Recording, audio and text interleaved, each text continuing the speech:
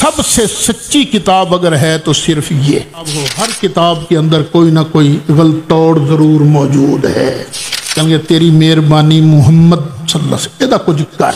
تو میں صرف اتنا عرض کر دیتا ہوں، یہ بالکل کہانی من گھڑت ہے، جھوٹ ہے کہ نبی کریم علیہ السلام پر جادو کیا۔ اس نے دیکھا تو اس کے اندر 11 گرہیں تھیں کہ ایک ہوتا ہے حدیث کا متن، سرکار پر جادو کیا گیا۔ یہ کس کا قول ہے؟ ظالموں کا قول ہے۔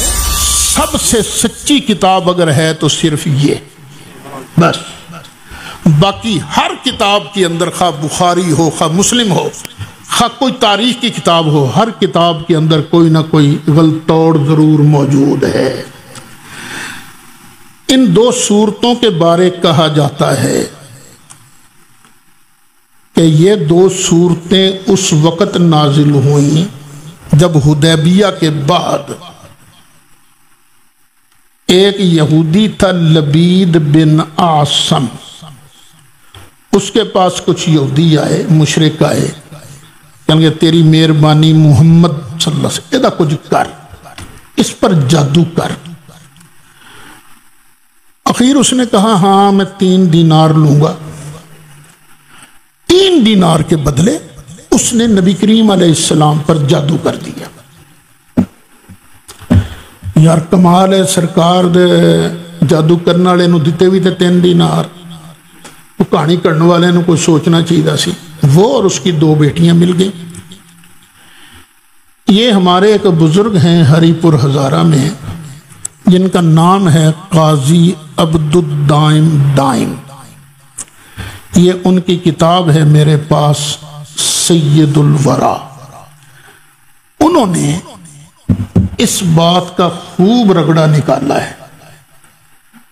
اگر آپ تھک گئے ہو تو میں صرف اتنا عرض کر دیتا ہوں، یہ بالکل کہانی من گھڑت ہے، جھوٹ ہے۔ کیوں؟ جناب موسیٰ علیہ السلام کی شان زیادہ ہے یا سرکار کی شان زیادہ ہے؟ جب جناب موسیٰ علیہ السلام فرعون کے پاس گئے تو اس نے کہا یہ تو کوئی جادوگر آ گیا ہے، مقابلے کے لیے جادوگر پورے ملک کے اکٹھے کرو۔ پورے ملک کے جادوگر اکٹھے کیے گئے۔ انہوں نے آن کے پوچھا کیوں جناب والا، اگر ہم جیت گئے مقابلہ تو ہمیں کیا انعام ملے گا؟ تم مقربین میں ہو گئے، اس وقت میرے بڑے قریبی درباری بنو گے۔ تو انہوں نے سب نے ایک زینت کا دن مقرر ہو گیا مقابلہ کے لیے۔ تو وہ جو فرعونی تھے جادوگر، انہوں نے اپنی اپنی چھوٹی چھوٹی رسیاں، لاٹھیاں پھینکی اور سارا میدان، سارا اسٹیڈیم میں بھر گیا بچھوؤں سے، سانپوں سے۔ پھر موسیٰ علیہ السلام کو اللہ نے کہا چل موسیٰ ہن تو سوٹ۔ آپ نے سوٹا پھینکا تو سوٹے نے کیا کیا؟ ایکو چکر لایا، سارے نو لپیٹ کے اپنے اندر رگڑ گیا۔ پھر موسیٰ علیہ السلام نے ہاتھ رکھیا تو سوٹے دا سوٹا۔ وہ سارے مصر کے جادوگر مل کر جناب موسیٰ کا کچھ نہیں بگاڑ سکے، اور یہ ایک جادوگر لبید بن عاصم اور اس کی 2 بیٹیوں نے سرکار کو پورا سال انہوں نے سرکار کو آزمائش میں ڈالا رکھا۔ یہ کیسے ہو سکتا ہے؟ کہانی پتہ کیا بیان کی گئی ہے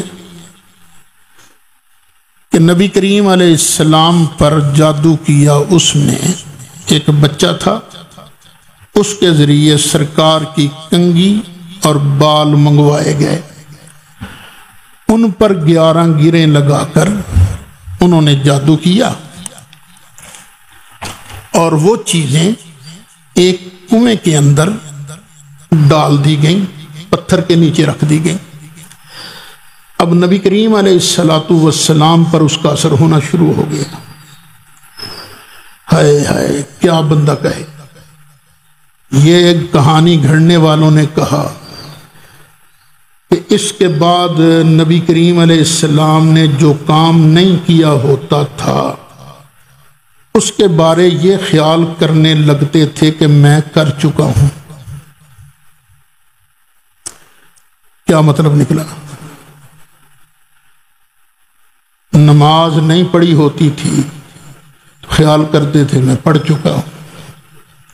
پھر تو یہ بھی لازم آئے گا نا کہ وہی آتی تھی سرکار نے بیان نہیں کی ہوتی تھی، سرکار سمجھتے تھے میں بیان کر چکا ہوں۔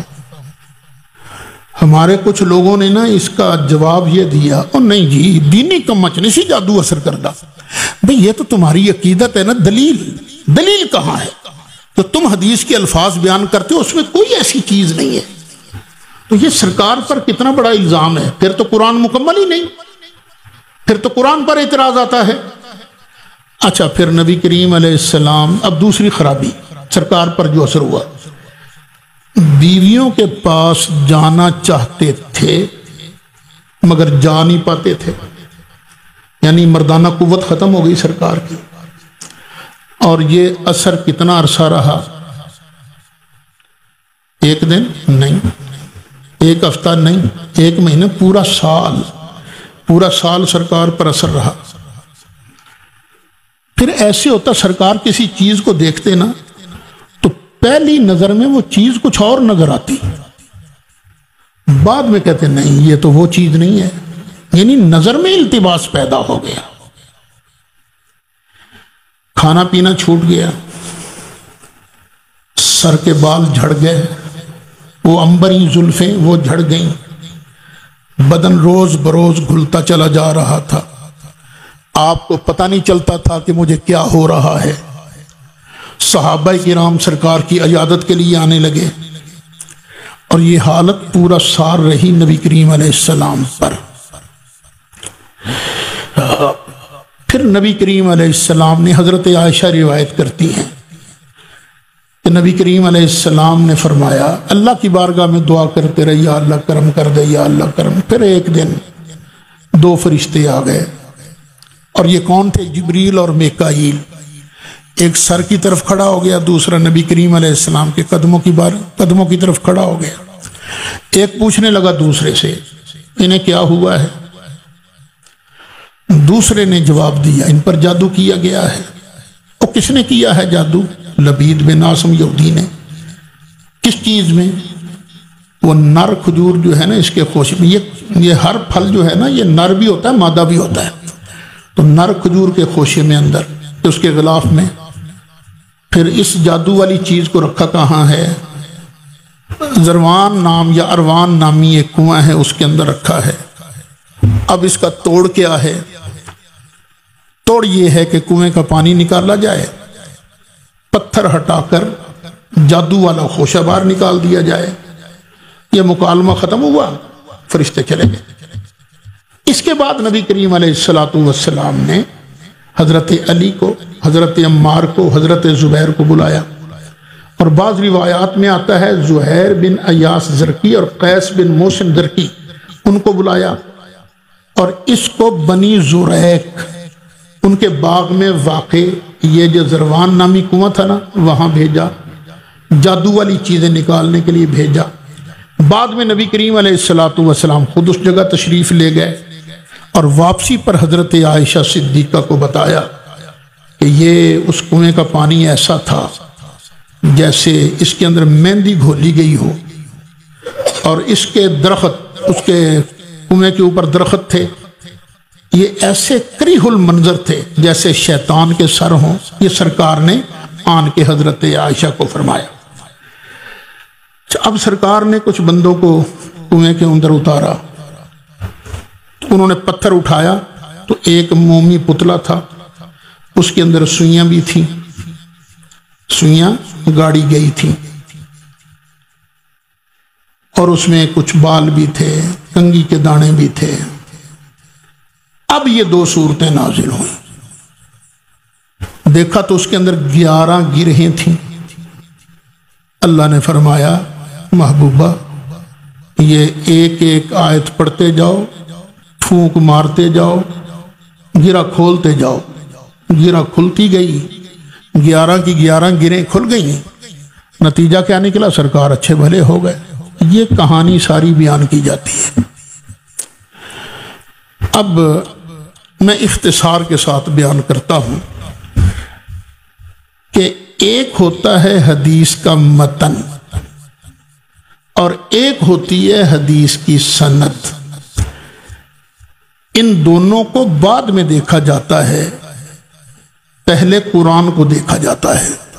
خود نبی کریم علیہ السلام نے فرمایا میرے بعد تمہیں حدیثیں بہت سنائی جائیں گی، پر اتنی دیر تک حدیث کو حدیث نہ ماننا جتنی دیر تک تم قرآن پر اسے پیش نہیں کر لیتے۔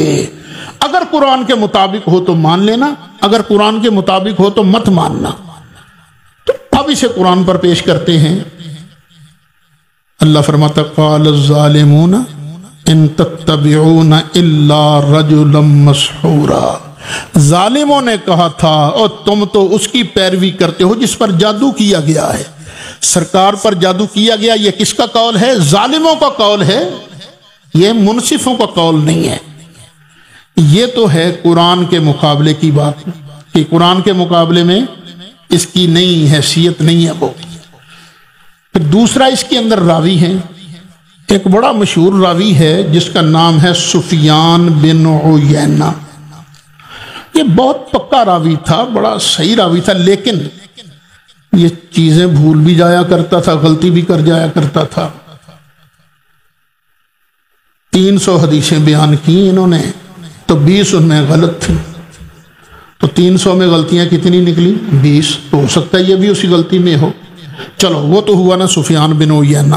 اب نیچے کا ایک راوی ہے جس کا نام ہے ہشام، یہ بیٹا ہے عروہ کا، عروہ بن زبیر، اور عروہ بھانجے ہیں حضرت عائشہ کے۔ عروہ نے یہ حدیث بیان کی ہے، سینکڑوں شاگرد ہیں عروہ کے، لیکن یہ جادو والی کہانی سوائے ہشام کے اور کوئی شاگرد بیان نہیں کرتا۔ کیا عروہ نے اپنے اس بیٹے ہشام کے کان میں یہ بات کی تھی کہ پتر حدیث ہیں جی؟ اس کے اتنے شاگرد تھے، 6 خاندان کے شاگرد اس کے اندر موجود تھے، 4 بیٹے تھے، ایک بھتیجا تھا، ایک پوتا تھا۔ ان میں صرف ہشام یہ روایت بیان کرتا ہے اور کوئی راوی یہ روایت بیان نہیں کرتا۔ اور یہ جو ہشام صاحب ہیں یہ بھی غلطیاں بہت کر جایا کرتے تھے۔ اچھا، پھر اس کی غلطی کا اندازہ اس بات سے لگائیے کہ بخاری کے اندر یہ 2 حدیثیں ہیں اوپر تلے۔ حضرت عائشہ عرض کرتی ہیں یا رسول اللہ صلی اللہ علیہ وسلم، کیا آپ نے اس جادو والے سامان کو نکلوا دیا تھا؟ فرمایا نہیں، میں نے نہیں نکلوایا تھا، کیونکہ اللہ نے مجھے شفا دے دی تھی۔ پہلی حدیث میں یہ ہے۔ فوراً بعد دوسری حدیث کیا ہے؟ حضرت عائشہ پوچھتی ہیں یا رسول اللہ صلی اللہ علیہ وسلم، کیا آپ نے وہ نکلوا دیا تھا جادو کا سامان؟ فرمایا ہاں نکلوا دیا تھا۔ اب کون سی حدیث سچی ہے بھئی، نکلوانے والی یا نہ نکلوانے والی؟ تو جس حدیث کے اندر اتنی کمزوریاں ہوں اس حدیث سے میرے مصطفیٰ کی عظمت پر اعتراض نہیں کیا جا سکتا۔ تو میں آپ سے ریکمینڈ کروں گا کہ یہ کتاب سیرت مبارکہ کی بڑی اچھی کتاب ہے، اس کتاب کو بھی آپ خریدیے اور رکھیے۔ دین کی بات دلانا صدقہ جاریہ ہے، ثواب کے نیت سے ویڈیو کو شیئر ضرور کیجیے۔ جزاک اللہ۔